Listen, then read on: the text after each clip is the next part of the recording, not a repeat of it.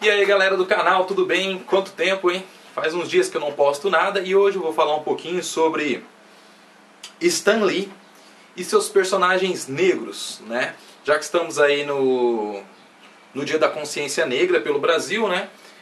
Vamos tentar encaixar esses assuntos devido ao fato de na semana passada aí, a gente ter perdido o mito, né? A lenda dos quadrinhos, o mestre Stan Lee. Né, um grande roteirista, criou vários personagens que a gente aprendeu a amar, né, e faz parte do nosso dia a dia. Mesmo quem é mais velho gosta de algum personagem, crianças, né, agrada todo mundo. Né? O Stan Lee que revolucionou os quadrinhos, né, com a Marvel, com personagens que mostram a diferença entre as pessoas. Né? E isso começa lá com o Quarteto Fantástico.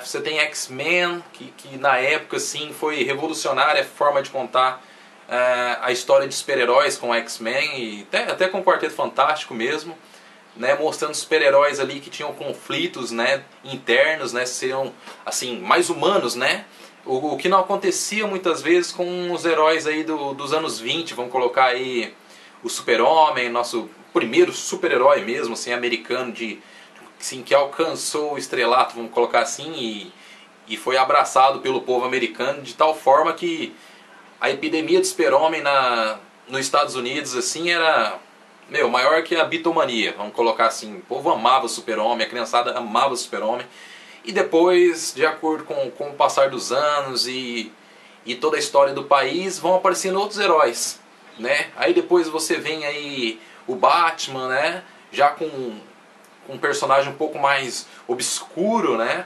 Mas mesmo assim eram personagens que não tinham grandes conflitos. As pessoas não conseguiam se identificar de certa forma com esses personagens. Apesar de amá-los, né, e gostar muito deles, não tinha uma identificação. Tipo assim, eles não se viam no super-herói, né? Que muitas vezes, no caso aí o Superman, até então ele era um alienígena, né? Um estrangeiro aí no país, né? O Batman já era um cara mais obscuro, né? Tinha todos uns segredos ali e tal. Mas mesmo assim eram amados. Mas enfim, o tempo foi passando até, vou pular um pouco a história e já vou chegar em Stan Lee. O Stan Lee, ele chega nos quadrinhos para revolucionar, cara. Ele revoluciona porque ele começa a colocar uma humanidade nos personagens, né? E o Stan Lee começou nos seus roteiros a fazer com que a população, que o leitor, se identificasse com os personagens, né? Personagens às vezes com defeitos, às vezes um pouco mais violentos, às vezes um pouco mais emotivos, tinha de várias formas, né? Então isso começa com o Quarteto Fantástico. Vamos colocar que o personagem que mais representa isso que eu estou dizendo seria o Coisa, né? Porque geralmente os super-heróis são bonitos, né? São elegantes e tem toda uma pompa, né? Aquela coisa assim, vamos colocar aqui, que as pessoas gostam, né? As mulheres gostariam de ter um Superman, vamos colocar assim, né? E os homens adorariam ser casados com uma Mulher Maravilha, né? E o Coisa, ele fugia disso. Ninguém sabia se ele era, na época quando ele foi lançado no Quarteto Fantástico ali, se ele era mal, né? Ou se ele era bom. Muitos achavam no começo que ele era mal devido à sua figura, né? Então, aquele bicho grotesco, de pedra, né? Feio, né? Tanto que o nome dele é Coisa, né?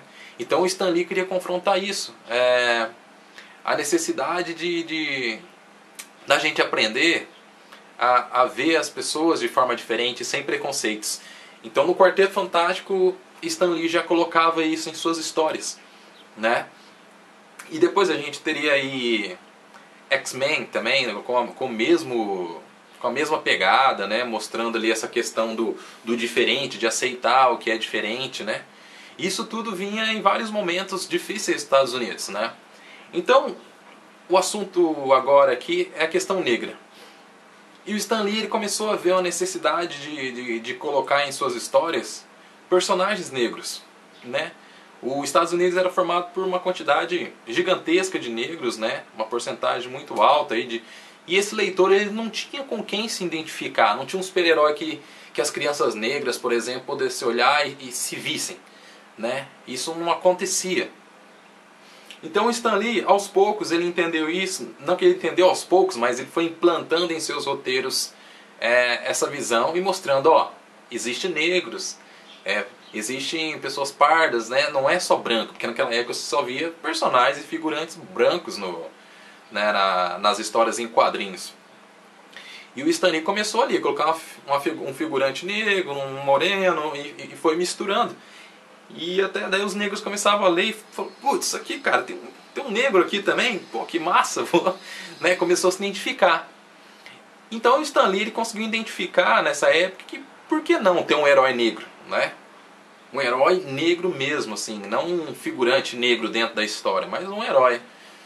Né? Isso tudo acontecia enquanto os Estados Unidos aí vivia questões civis aí muito sérias de luta contra o racismo, né? Essa questão do negro buscando seus direitos civis nos Estados Unidos, direitos de igualdade, né? Então tinha um conflito muito grande entre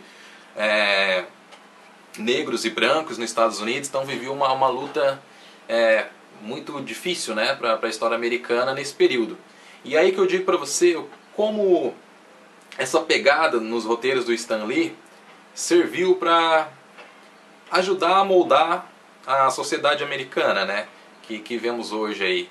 Stan Lee foi lá e criou um personagem negro, né, para que as pessoas negras conseguissem se ver nas suas histórias, dando um passo muito importante para fazer uma coisa mais democrática e igualitária, né, pelo menos no universo dos quadrinhos. Né, o quadrinhos que sempre foi revolucionário, uma coisa meio transgressora, vamos colocar assim, nesse período aí Stan Lee deu de quebra ali com o Pantera Negra. Então ele cria o Pantera Negra, um homem negro, né, um rei, né, o rei de Wakanda, né, o T'Challa de Wakanda, e cria um homem forte, inteligente. Os seus maiores poderes é a inteligência e assim, aquela coisa de saber se sair de vários conflitos, né, de várias ações aí na luta contra o crime, contra qualquer coisa que colocasse o seu reino, né, o seu povo em perigo. Então ele se une com outros super-heróis em várias histórias, né? Ele aparece para o mundo, vamos colocar assim, lutando contra o Quarteto Fantástico, né? O Quarteto Fantástico está no auge. O Quarteto Fantástico era, o auge dos super-heróis, né, nessa época, né? E eles têm uma luta ali contra o Pantera Negra, e o Pantera Negra, dá um pau no Quarteto Fantástico. E o povo se perguntava, né, aos leitores brancos e negros, né? Falava, putz grila, cara, quem que é esse negão aqui, cara, que, né? Bagaçou o Quarteto Fantástico, ninguém ganha do Quarteto Fantástico, como assim, né? Ele é tão poderoso assim, e era, né, o Pantera Negra, né? E assim o Stan Lee consegue colocar um personagem negro que fez muito sucesso e faz, tanto que o filme dele aí, quando saiu, foi um sucesso, né? E eu gosto muito do personagem, acho fantástico. É o Wakanda que tem como sua maior característica a tecnologia, então o Stan Lee coloca a pessoa negra, né, ao contrário do que a sociedade via, assim, alguns preconceituosos viam. Pô, o negro sempre foi motivo de chacota. Quando você via histórias em quadrinhos de negro, era aquela coisa caricata, beiçuda, africana, né, tipo, como se fosse na época assim da tribais, assim, né, não viu o negro como um homem evoluído, como branco, ou o que for. Então, assim, o Stan Lee dá essa pegada tecnológica, colocando o negro como igualdade mesmo, e decola o personagem, né? Então a gente tem aí a ascensão do nosso querido Pantera Negra, né? Pantera Negra que está aqui no fundo aqui da nossa tela. Esse cara é muito louco aqui, né, meu? E assim a gente tem aí o Pantera Negra, fantástico, fantástico. E o que aconteceu? O Pantera, nesse meio tempo, naquela briga civil, branco, negro, tal, o Pantera Negra começou a não se identificar tanto com o povo negro devido ao fato do mundo do Pantera Negra ali ser um mundo fictício. Então, assim, ele não era um africano, assim, tipo assim, não era, como posso colocar, tipo Capitão América, Estados Unidos total, você vê. Já o Pantera Negra ficava indo uma coisa meio fictícia, né? O Wakanda é um reino fictício, né? Ele é rei de um mundo fictício. Então, o Stan Lee viu que precisava de ter um personagem que fosse americano de fato. O povo americano negro se identificar ainda mais com o personagem, o que não aconteceu muito com o Pantera Negra, né? Até porque na época ainda também tinha um grupo de negros, né, que lutavam pelos seus direitos, se chamava também Pantera Negra, né? Então uns entendiam que o Stan Lee tinha meio que usado o nome, que estava ali na mídia, e ao mesmo tempo também ficava aquela coisa que o Stan Lee colocou o nome de Pantera Negra, ficou legal, mas aí depois veio esse grupo, né? Então, querendo ou não, era um conflito americano, e esse grupo não era bem visto também pelo povo americano, muitos deles, né? Então o Stan Lee não queria associar o super-herói a esse grupo, né? Então ele ainda mudou de nome, colocou de Leopardo Negro, se eu não me engano. Depois de umas 3 edições, eles viram que não ficou legal, o pessoal reclamou na Marvel lá e voltou o nome de Pantera Negra. Mas enfim, então o Stan Lee viu a necessidade de ter um personagem americano, né? Para que o povo negro americano se identificasse de fato e soubesse que eles fazem parte de um mesmo povo, né? São todos americanos, né? Então ele cria o Falcão Negro. O Falcão, aquele que tá sempre com o Capitão América, cara. Então, o que acontece? O Stan Lee faz uma baita de uma jogada, colocando o Capitão América, que era, na época, um grande representante do americano, né? Praticamente um embaixador aí, americano aí. Então ele coloca o Falcão junto com o nosso querido Capitão América, no qual os dois têm uma amizade ali fantástica. Quem assistiu os filmes aí do Capitão América ou lê histórias em quadrinhos sabe disso. E ali a gente tem ali atrás, ó, o Falcão Negro nos seus primeiros trajes, né? Não esses que a gente vê agora, que eu gosto bastante desses traços assim antigos, assim, essas roupas aí, bem bacana. Então o que acontece? O Stan Lee ele sempre teve essa pegada, ele soube pegar as situações do momento, né, em que o país dele vivia e colocar ali junto aos seus personagens, fazendo que com que a Marvel...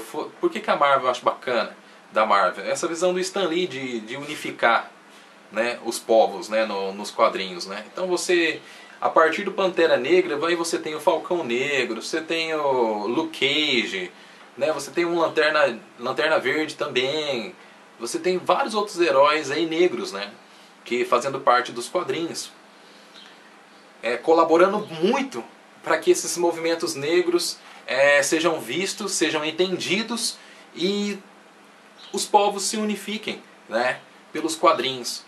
Então, fantástico. Eu queria só conversar sobre isso com vocês hoje, que como eu trabalho com desenho, estou fazendo minha história em quadrinho, eu gostaria de compartilhar esse pensamento para a gente lembrar quem foi Stan Lee, tudo que ele fez, não só ele como grandes quadrinistas também que já se foram, né? A gente tem um outro quadrinista aí que tem que ser bem lembrado aí nessa época aí de consciência negra. A gente tem que ter consciência humana, tá, gente? É isso que eu queria falar. A gente tem que ter consciência humana, a gente tem que parar de ver as pessoas como cores, né, a serem escolhidas ou diferenciadas. Vamos ter consciência humana, vamos fazer o dia da consciência humana, do respeito ao próximo sem olhar para a cor. Vamos parar de falar em cor. Mas essa época acho que a gente podia lembrar de Orrin C. Evans. Eu até anotei aqui porque é muito antigo e eu não saberia soletrar o nome dele. Orrin C. Evans foi o primeiro homem negro independente, do quadrinho independente ainda, a criar personagens negros, heróis negros, né, para o povo negro, né, isso bem antes aí de Stan Lee aparecer. Então ele criou a Ao Negro, né, que era uma revista, primeiro gibi para negros, e tinha uns personagens, eu anotei aqui, ó, porque eu nunca vi eles na verdade, li pouca coisa deles. É o Lion Man, né, e o Ace Harley. Então eram personagens negros que agradou muito o mercado de quadrinhos na época, vendeu muito bem. Ele fez uma edição. Na segunda edição já estava tudo preparado. A editora que fez o primeiro lançamento dele, aí, dessa primeira revista, a hora que ele foi levar o trabalho lá, falou que tinha acabado os papéis, não tinha como lançar o segundo. Aí todas as outras editoras também deram um não para ele para publicar essa segunda, e o trabalho dele acabou ficando aí nesse primeiro gibi. Então vamos dar os créditos a Orrin C. Evans primeiro desenhista negro aí, roteirista, né, de histórias para negros, né. Então a gente tem que lembrar também desse pessoal da antiga, mas Stan Lee veio, um homem branco, né, veio depois e também fez muito jus ao encaixar o povo negro nas histórias em quadrinhos, mostrando que esse mundo fictício, que os rabiscos e os roteiros podem ajudar e muito aí, colaborar muito para uma humanidade mais igualitária, né, um povo que se enxerga como um único povo. Então, por isso eu amo quadrinhos, cara. Eu adoro desenhar e quero muito aí fazer histórias e dividir com vocês. Espero em breve estar compartilhando o meu gibi, falar gibi, né? HQ com vocês. Um grande abraço pessoal. Fiquem todos com Deus e até o próximo vídeo. Valeu!